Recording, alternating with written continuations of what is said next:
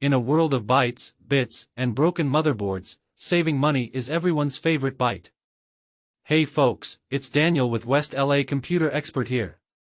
For those who remember, back in the day, I've been navigating the vast universe of technology. Today, we're diving deep into the world of PC repair and how you can save a pretty penny on it. So, buckle up. When your precious PC goes kaput, your first instinct might be to panic, right?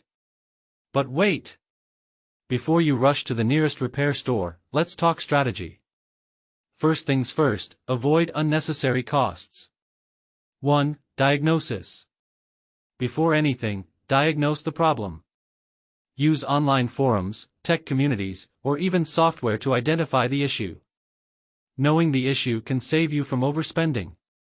2. Warranty check. Always check if your device is still under warranty. Manufacturers sometimes offer free repairs or replacements. Don't miss out on that. 3. DIY. With so many tutorials available, consider a do-it-yourself approach. It's a learning experience, and sometimes, it's just about replacing a cable or resetting a component. 4. Shop around. Don't settle for the first quote you get. Shop around.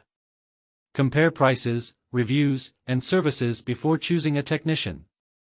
5. Spare parts. If a part needs replacement, consider buying it yourself. Online platforms can offer competitive prices. Just ensure it's compatible. 6. Regular maintenance. Prevention is better than cure. Regularly clean your PC, update software, and backup data. It prolongs your device's lifespan and can reduce frequent trips to the repair shop.